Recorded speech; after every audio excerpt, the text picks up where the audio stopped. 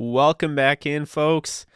This is JE Live, and we talked about it yesterday with Sos, who was such a great. You talk about guest. I mean, he was such a great guest. We'll have Blaine Grisak on of Downtown Rams. A little bit later, right around I believe it's 6 today. So we'll have him on 6 p.m. Eastern time, and you know we got a lot to talk about. I mean, these two games, pretty big games. Really excited to see them in action. But hope everyone is having a great Thursday, January 27th. We are getting ready for championship weekend. Just went on CG Ruthless's show on YouTube. You can check that out after this if you would like. I covered the Rams and 49ers game with him. But welcome in, folks. What's up, Coach? What's up, Dr. Dingus, DXNES? Brian, how's it going? Swaggy, aloha from Vegas. What's up? So we're going to talk about both games. I figured we would start with the first game, which is going to be the Bengals heading to Kansas City. We've pretty much covered every playoff game at this point. We talked about it, Sos and I yesterday, but I wanted to kind of do my little bit of breakdown here, and then that'll get us ready for later on when we have Blaine on. We'll be talking about pretty much the same thing, but getting Blaine's point of view on it. Very polarizing matchup between the Rams and 49ers, of course, but you can't, count the Bengals out. And I think this is just a really intriguing game for me personally. Because we don't know. I mean, all it takes is that one game where the Bengals offensive line plays better than they're used to playing, and then all of a sudden the Bengals have a shot. They give Joe Burrow enough time to throw in the pocket. They have a guy by the name of Joe Mixon. If you ever heard of him, he's turned into one of the best running backs in football, all-around nightmare. Then you have Jamar Chase, T. Higgins, Tyler Boyd.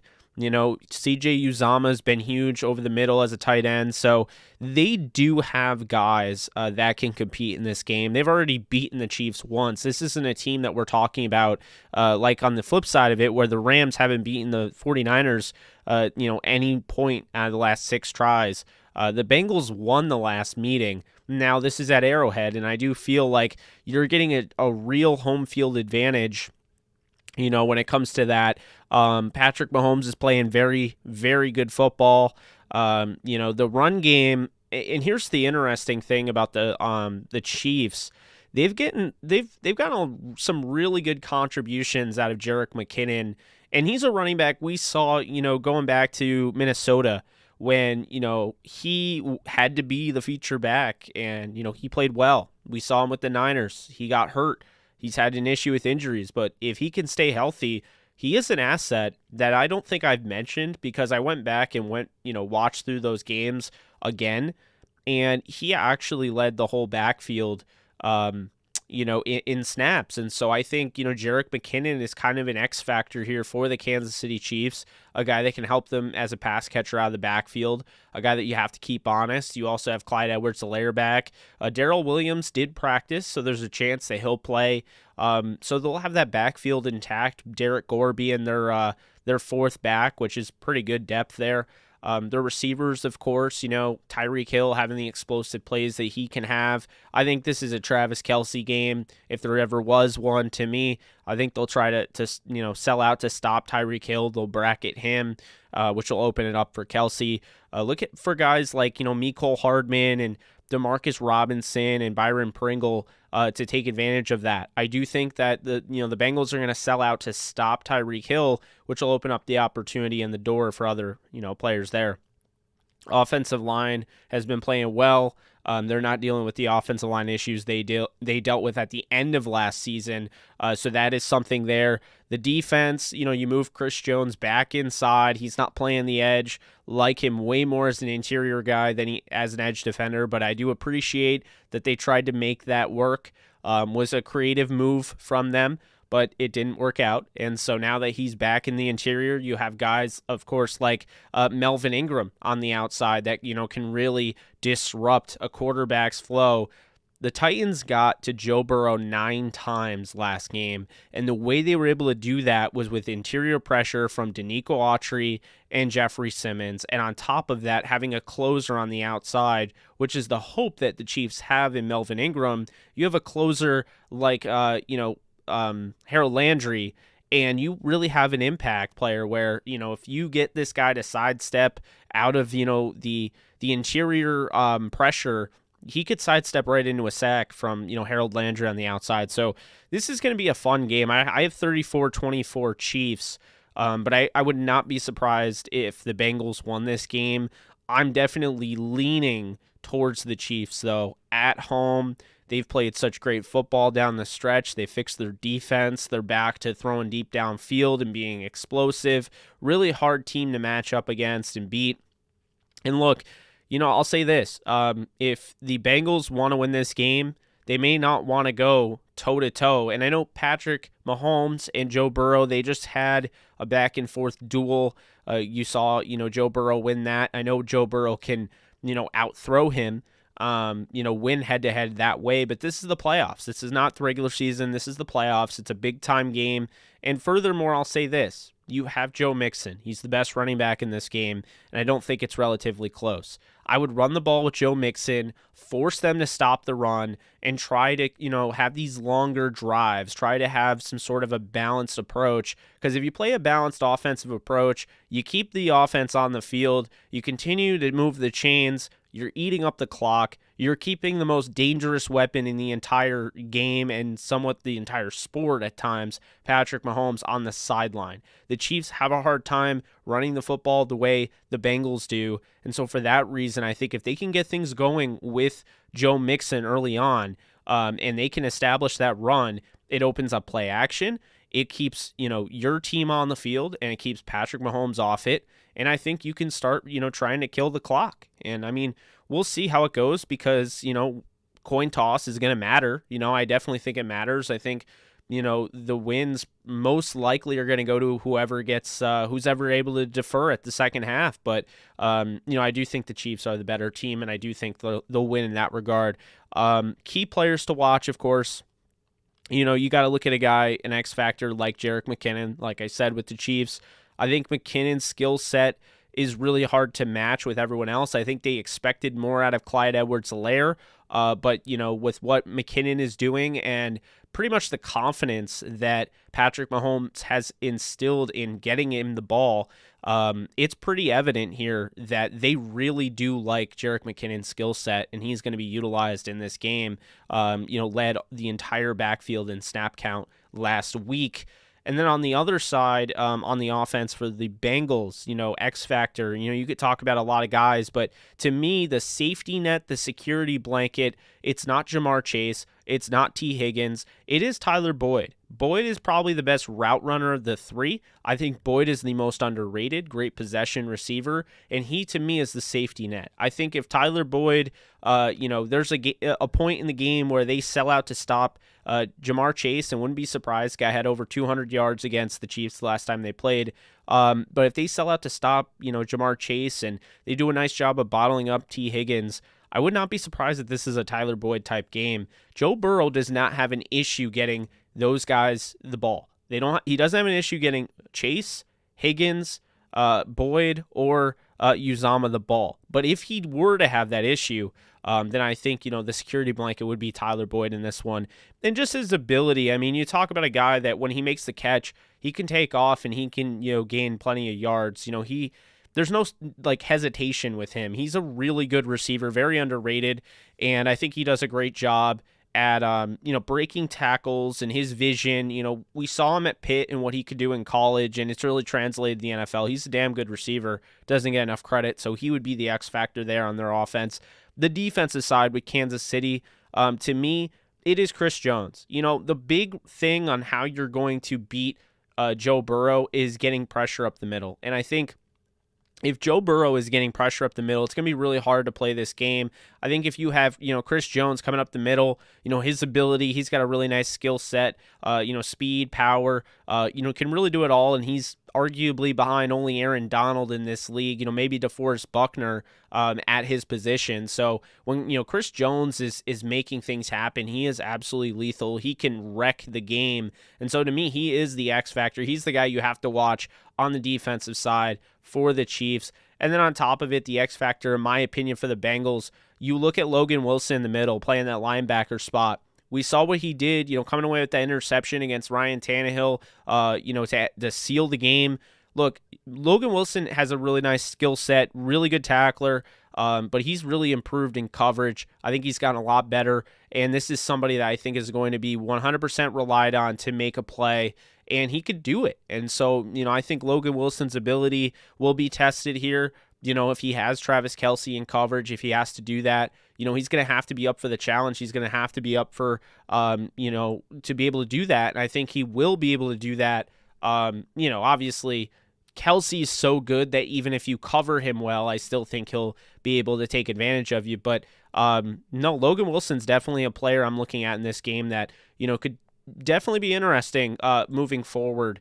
In this one, and you have other guys in the back end. I mean, if Chidobe Awuzie plays well and you get a good game out of, a guy like, say, Jesse Bates, who I think is one of the best safeties in all of football, I think the Bengals have a shot, but a lot more has to go right for the Bengals to win than it does for the Chiefs to win, because the Chiefs, they have a weapon in Patrick Mahomes. I mean, now he's running the ball.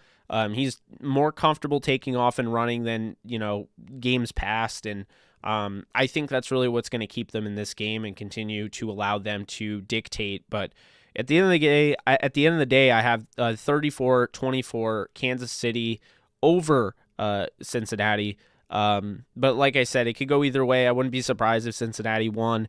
I just think, I'm going to trust Patrick Mahomes and Kansas City at home, which, I mean, they've been pretty much unbeatable to this point. So now we move on to the Rams and 49ers game. And this is the game of the week, in my opinion. I think this is the game of the week in the NFL's opinion, since this got the 6:30, 6 p.m. Eastern time slot. So they'll be the last basically, this will be the last piece to the puzzle. We'll know who's in the Super Bowl by then. Personally, I think it's going to be Kansas City, like I just said.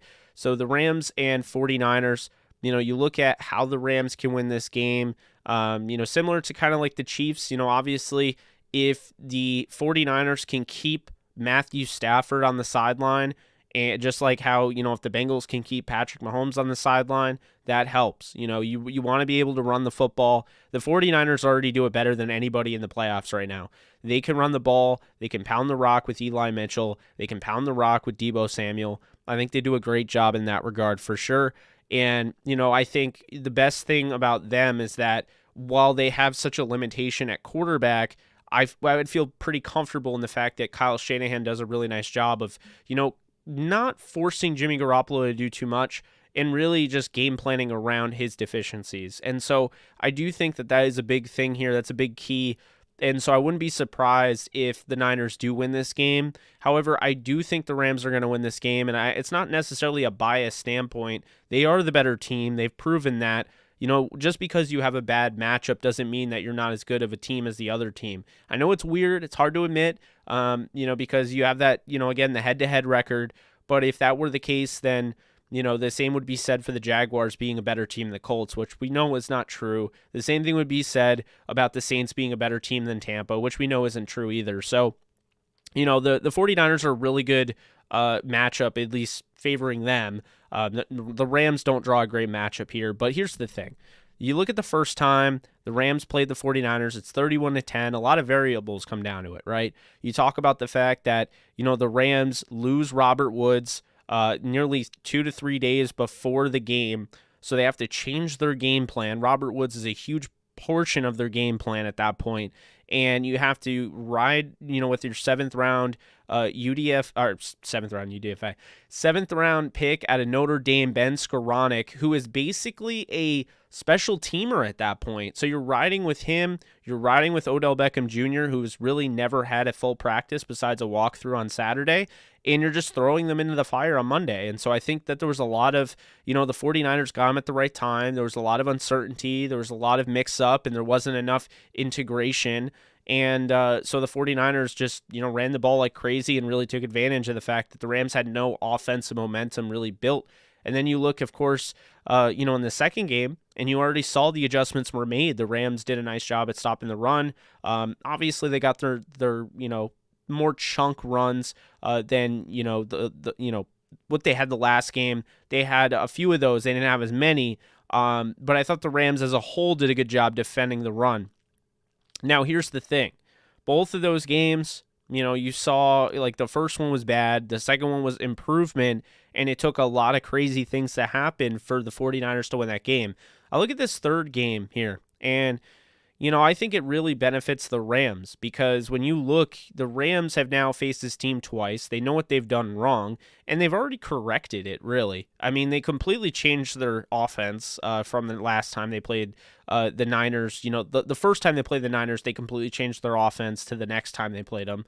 And then you already saw, the offense was able to click early on, and it was a matter of really finishing and playing, full two halves, right? So then you go in the second game, and they really dominated the first half. They're up 17-3, but then they blow it, and they make it an overtime game, and they end up losing in overtime. They lose against a team that had to win to make the playoffs, whereas they already were in the playoffs. And furthermore, they lose to a team that, basically they didn't really take too seriously down the stretch. I mean, we talk about the end of that game, running the ball 3 times and just punting it away. They really felt like their defense would just stop them, even with how simple of coverage they had. It was nearly prevent defense at that point. They really felt confident enough that they didn't have enough time to score. And to me, that's not the type of style of game you want to play. So with the Rams, they've already gone through all this, and we already saw them apply, or rather Sean McVay, he applied, what he learned from that game. How you ran it 3 times and you punted, you went conservative, you played not to lose, which indeed led you to losing, and you played careless with the football. Stafford had 2 picks. So after that, the Rams make adjustments once again, okay? The Rams make adjustments once again. They have Stafford not throwing deep down the field as much unless it's there, right? He's not taking those chances in the playoffs. He's been very careful with the football, and he's done a really nice job with that. So that's there. The second thing is that Sean McVay could have absolutely gone to overtime and been okay with it.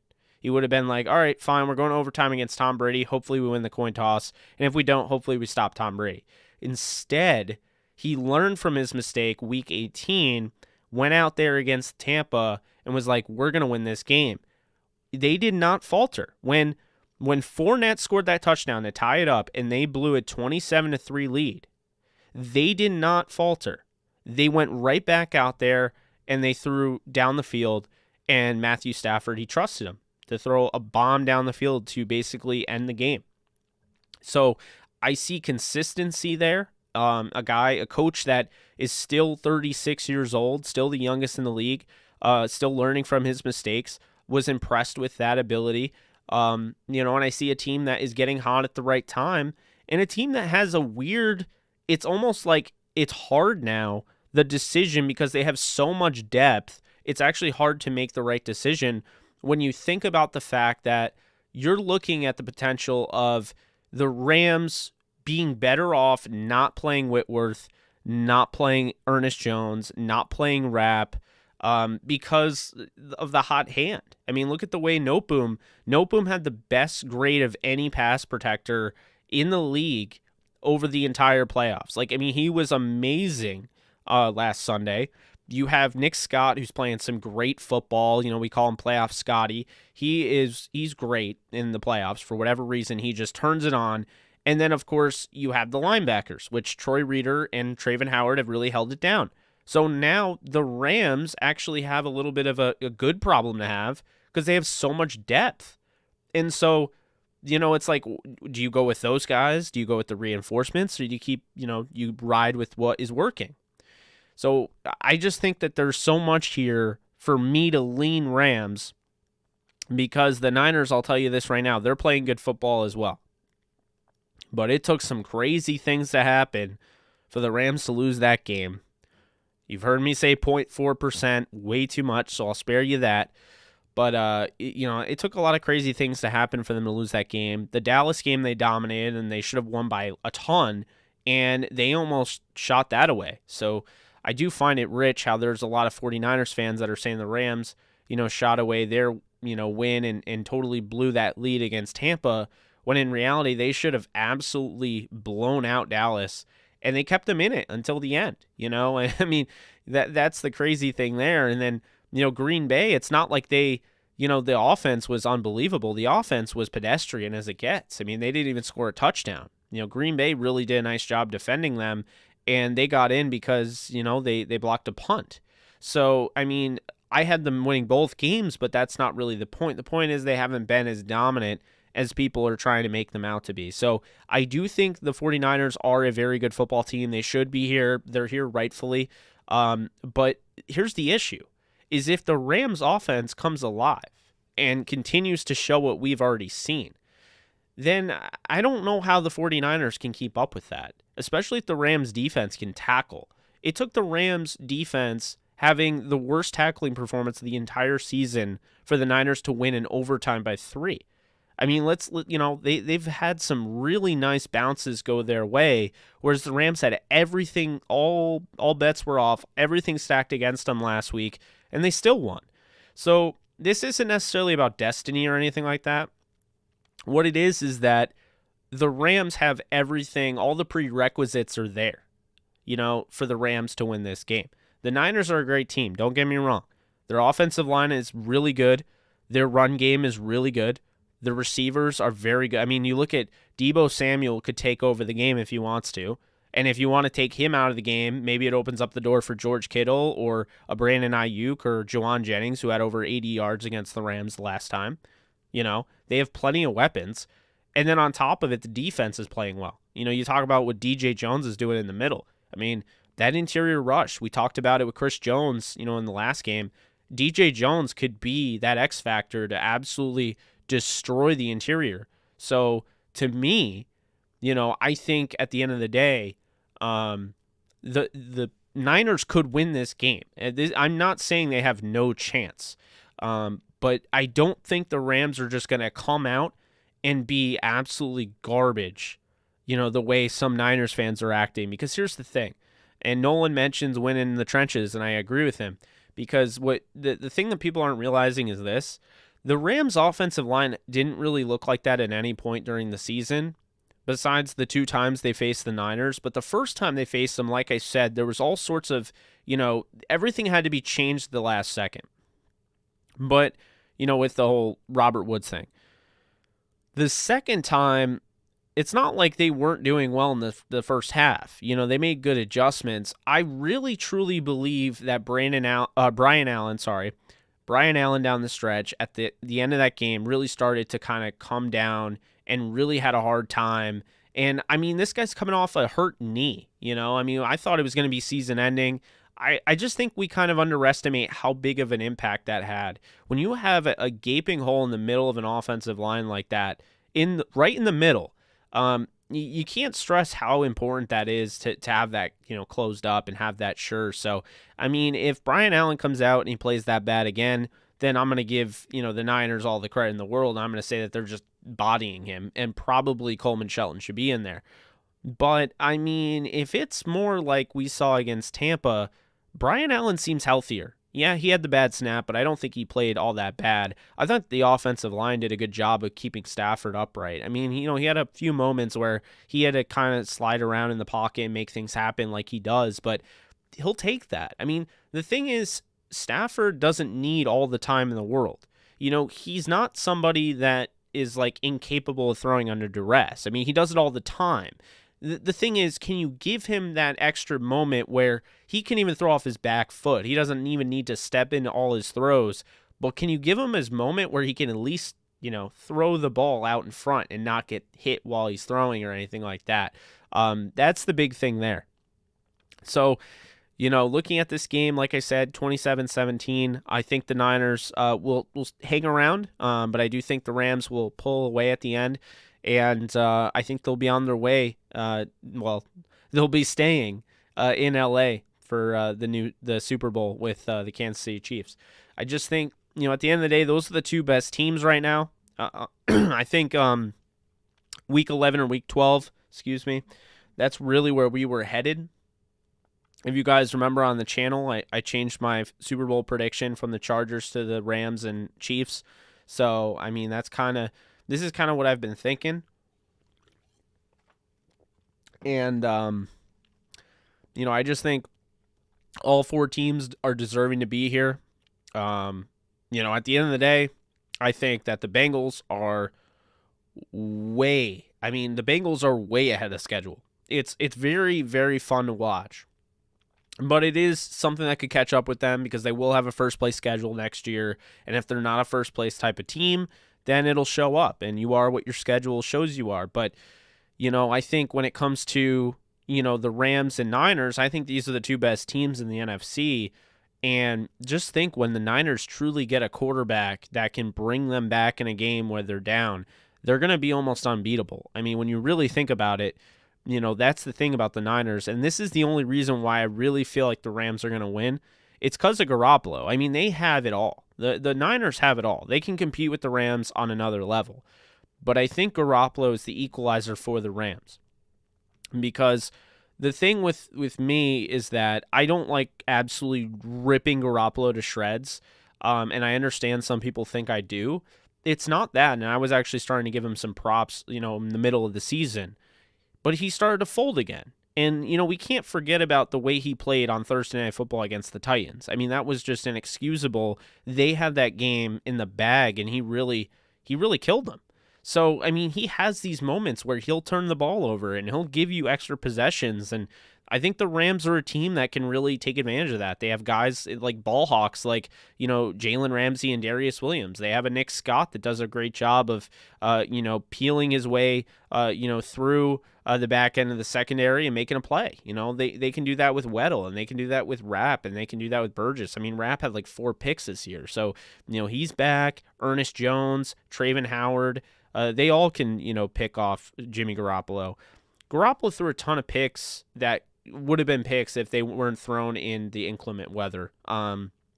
It's really hard to get a read on it when you're throwing those like lollipops to the flat. And, with the Packers, it's like when you're playing in that heavy snow, you can't explode the way you would if it was just a sunny day and there's not a cloud in the sky.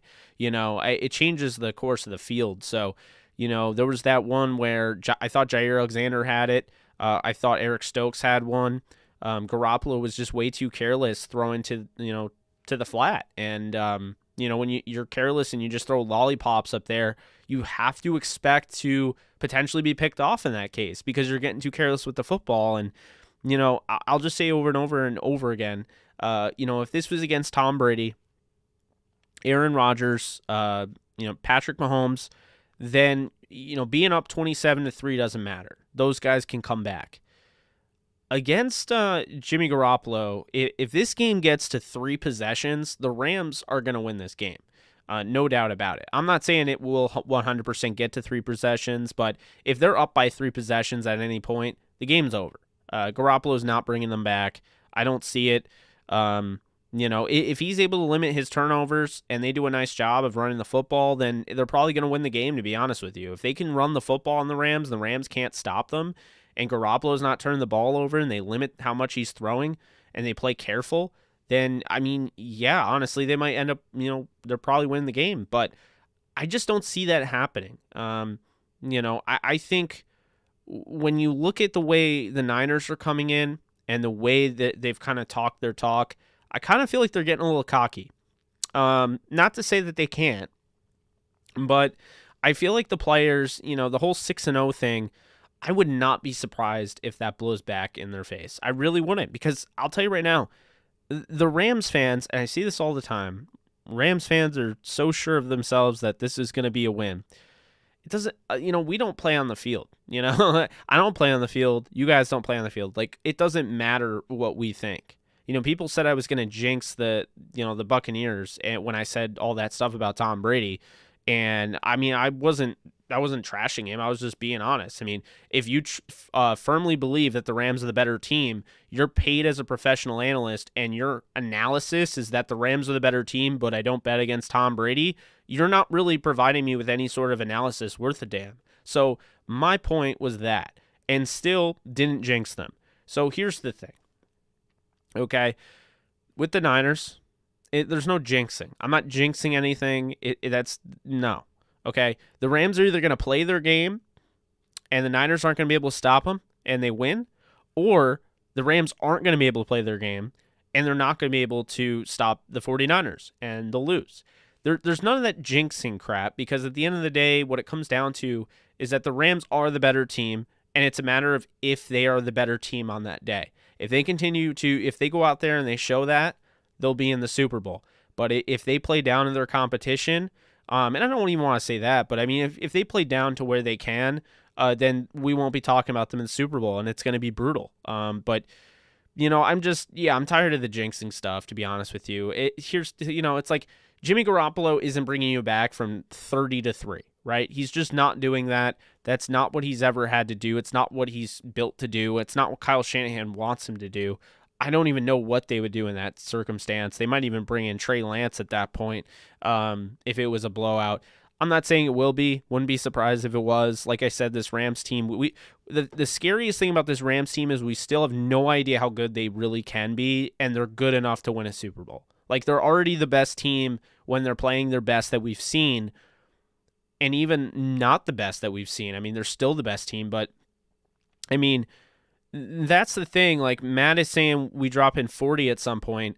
I felt like that was last week. It took like crazy. I mean, who fumbles at the 1 yard line on a play where you get flipped up and hit on your head? I mean, that ball came out if that ball came out right when he hit his head on it, then we're not even talking about that. And that's the thing is that, Brady throws a crucial interception there on, right towards the half, and the Rams are right back in business. And it's like they didn't get penalized for that, but that was an awful pass. That was an awful throw and an awful decision.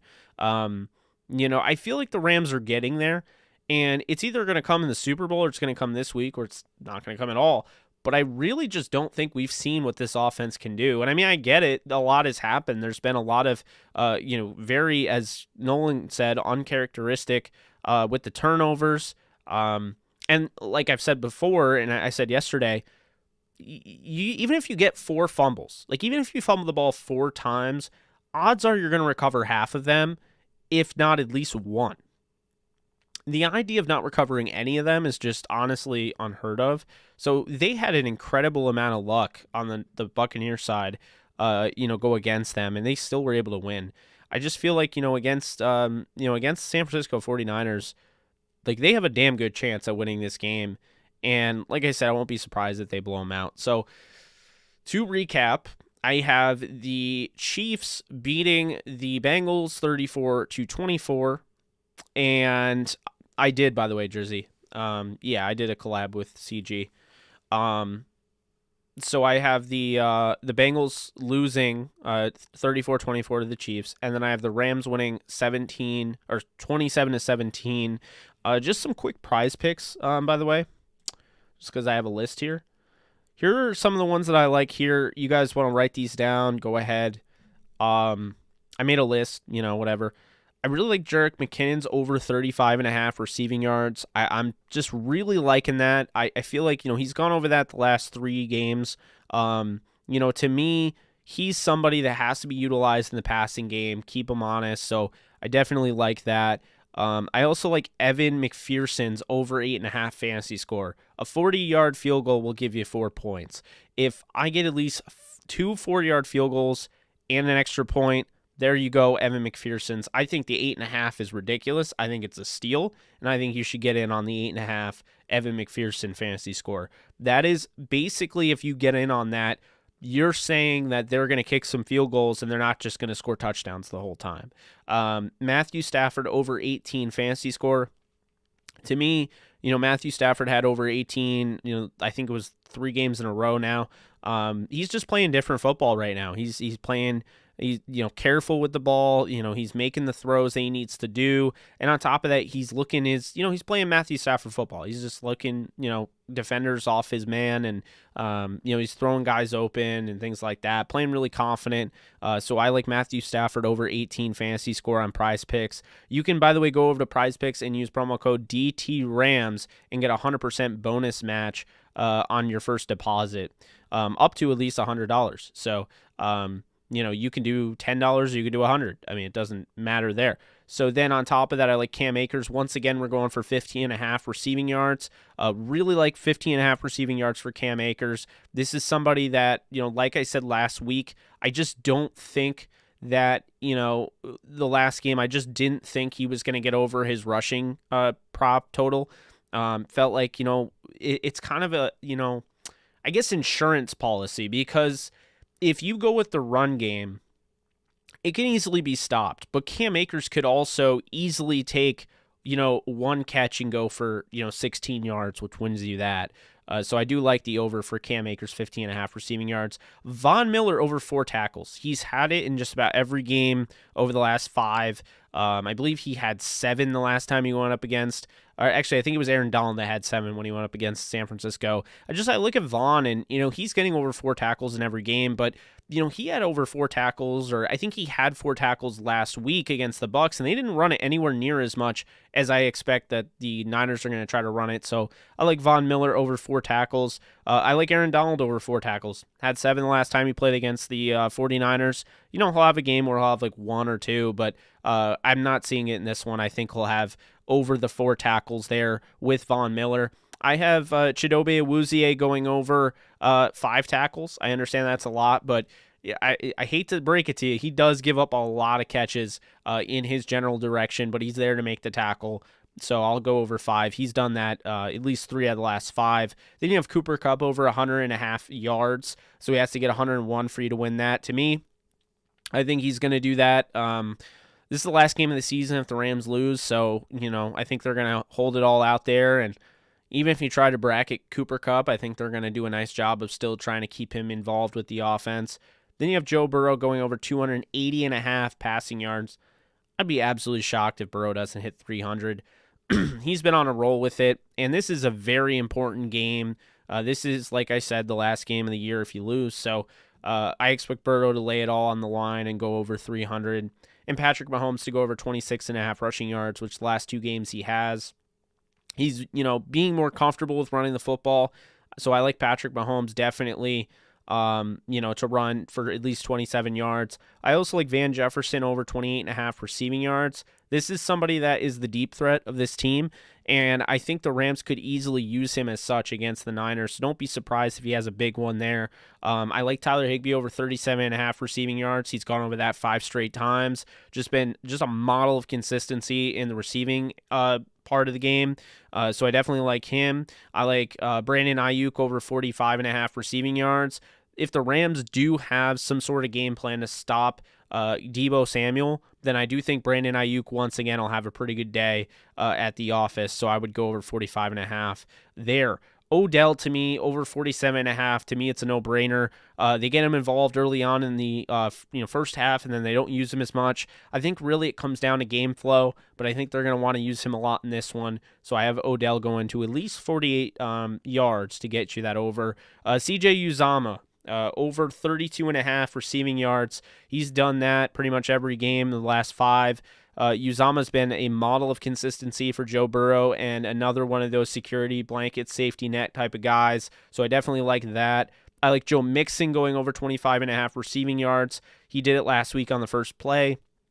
I like Travis Kelce going over 70.5 receiving yards, so 70.5 for Travis Kelce. Over Jamar Chase, 84.5 receiving yards. We found, Chase may not get the big play downfield. Sometimes, it'll work and sometimes it won't. But what we've seen is that Zach Taylor has been open to getting Chase the ball in space and using those bubble screens. We saw one against the Titans that went for 50, 60 yards. So I wouldn't be surprised if Chase goes over 100 in this one. I think 84.5 is a bargain. I'd go after that. And then the over, of course, Deebo Samuel going over 36.5 rushing yards. To me, Deebo Samuel is going to be running the football a lot. As long as he's healthy, he'll be running the ball. This is their last-ditch effort to go to the Super Bowl. So, obviously Samuel has had a lot of success running the ball out of the backfield against the Rams. I think that'll continue, at least getting to 37 rushing yards, which isn't a huge feat. So I do like that prop there. I like Matthew Stafford over 1.5 rushing yards. When the game is on the line, when you're talking about a playoff game, Matthew Stafford has taken off and run for more than 1 yard in pretty much every game over the last 5. I mean, it's been incredible, honestly, to see how he all of a sudden went from 0 every week to, he had 7 the other week.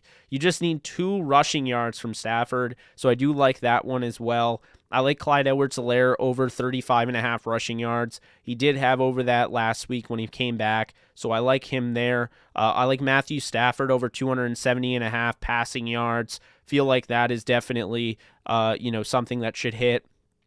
Garoppolo, I don't love this, okay? So I would say under on the 210.5 passing yards, but if the Rams really dictate the tempo and change the way that it works out for the Niners and they have to play from behind and throw, then Garoppolo is probably going to go over that 210.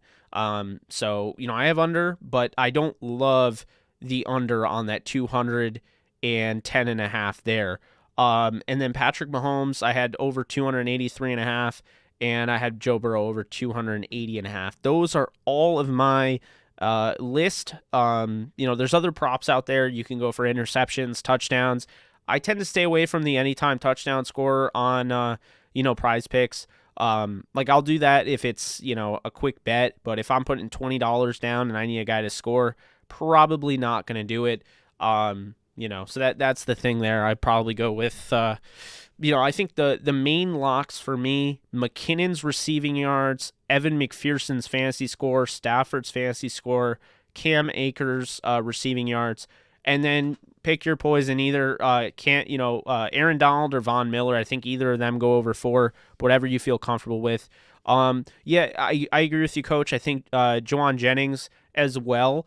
I think his is like 22.5, so I think I missed his, but I think it's 22.5, and I would probably go with the over on that. There's not many that I would go with the under on. I just normally don't like to go with the under unless it's way too egregious. Like when we were getting to the point where, you had Jonathan Taylor who was going nuts, and it got to the point where he had like 130 as the over-under. I took the under on that and won because I just felt like 130 is a ridiculous prop. I mean, no matter how good of a running back you are. So yeah, I mean, those are mine. Be sure to head on over to Prize Picks and use the promo code DTRAMS and, sign up today and put some of those in your lineups. And, feel free to tag me in them on Twitter at JKBogan.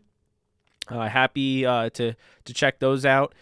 Matt, I hear you. I know there's a lot of Clyde hate out there. I really do like CEH. He's had some injuries, but, he can run the football, and he did against the Bills. And the Bills have a hard time, they have a hard time giving up the run. Really since the Patriots game in the cold, they've done a nice job at stopping the run. So to me, I don't know. I mean, he just went over last week against the Bills. This is a way worse run defense in Cincinnati, so that's why I would go with that. Does anyone have any final questions before I head on out of here until 6? I'm actually going to be going on the, let's see here, 1 second here. I'm going to be going on the Irish NFL show at 5:30, hopping on for 10-15 minutes, and then I'll be back on here to have Blaine Grisak on, and we'll be discussing the Rams, and if he wants to talk about the Bengals and Chiefs game, we'll do that as well. And then we'll have Alexis on Saturday. And then tomorrow, I don't really know what's going on tomorrow. I think I'm going on Sirius XM. I was on last night in case anybody saw that or, watched it or listened to it. I'll be on the morning after tomorrow. So I'll be talking and discussing Rams and 49ers. So if anyone is interested in watching that, it's over on Sports Grid. But that is that. Let's see. Did you go through the Niners injury report? I did not, because tomorrow I'm going to be breaking down the game on here. So it's just going to be Rams, 49ers, deep breakdown. Talking about how, different things that I would expect for that game, and that'll be our breakdown show for it. So the score prediction, I had 27-17 Rams. The curse of Goff, I don't know what that is, but I don't know. I don't really believe in curses unless it's a Madden curse. Let's see. Yeah, I'm thinking. Let's see here. If everyone could give this stream a like, would really appreciate it. Give it a thumbs up for me before I head on out of here. It's not a Niner shirt. It is a New Jersey Devil shirt, so a sweatshirt. That's why. I'm repping the really bad Devils that are probably going to lose by 4 tonight against Tampa. I think you'll see more Sony Michel. I don't think it's going to be like a massive, they're not going to, lean on Michel. I think he'll be used in like that 15 to 20% area, maybe even 30%. But it's Akers' backfield. I don't think the fumbles change that. So, Well, Matt, I wasn't saying the Devils were playing well. I can tell you that much.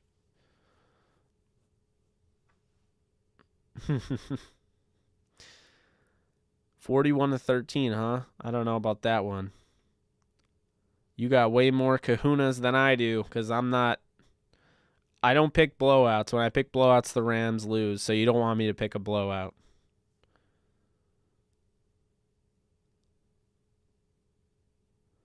Yeah. D-Well, I'm a little concerned about, but hopefully he bounces back in this one. At 48 likes, let's be sure to get it up before I head on out of here. Let's get it up.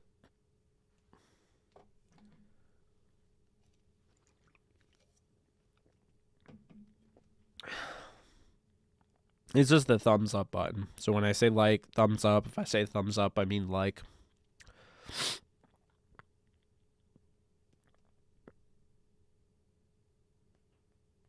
(24-23) Rams. Wow, that'll be nuts.